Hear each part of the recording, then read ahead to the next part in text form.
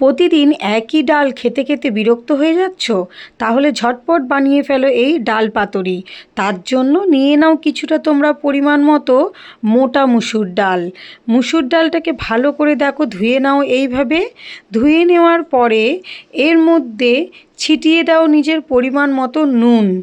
তারপরে দিয়ে দাও তোমরা অল্প একটু হলুদ গুঁড়ো, আর দিয়ে দাও তোমাদের পরিমাণ মতো কাঁচা লঙ্কা আর জিরে। ঠিক আছে?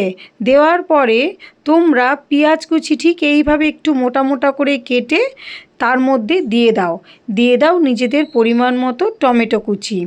তারপর দিয়ে দাও অল্প একটু সরিষার তেল দিয়ে বন্ধুরা এটাকে ভালোভাবে তোমরা চটকে চটকে মাখিয়ে ফেলো।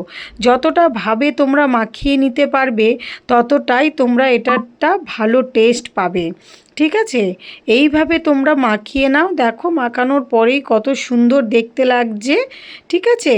তারপরে তোমরা পরিমাণ মতো দিয়ে দাও এর মধ্যে জল। দেখো আমি তোমাদেরকে জল দিয়ে দেখাচ্ছি। দেখো কতটা পরিমাণে আমি জল দিয়েছি সেটাই তোমাদেরকে ভালোভাবে দেখানোর চেষ্টা করছি।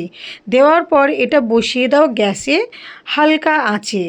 এটা নিজের মতো নিজে হতে থাকবে, ততক্ষণ তুমি তোমার অন্য কাজগুলো সেরে ফেলো। তারপরে এটাকে যখন ফুটে উঠবে একটু মাঝে মাঝে খুলে খুলে এরকমভাবে নেড়ে দাও খুন্তির সাহায্যে। দেখবে কত সুন্দর টেস্ট হবে। রেগুলার ডালের তুলনায় এই ডাল পাতুরি ভীষণই টেস্টি হয়। এটা আমি শিখেছি আমার শাশুড়ি মায়ের কাছ থেকে। তো তোমরাও খেয়ে দেখবে কেমন টেস্ট হয়, তারপর জানিও কিন্তু অবশ্যই। মাঝে মাঝে এইভাবে তোমরা ঢাকনাটাকে সরিয়ে সরিয়ে খুন্তির সাহায্যে নেড়ে দিও। দেখবে খুব ঝটপট রেডি হয়ে যায়। কোনো রকম ব্যাপারও থাকে না এটাকে আলাদা কিছু করার, কিন্তু খুবই টেস্টি হয়।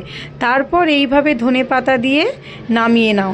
দেখো এখনই কতটা লোভনীয় হয়েছে। তোমরা রেগুলার যে ডাল খাও তার থেকে অনেক বেশি টেস্টি হবে এই ডাল পাতুরি।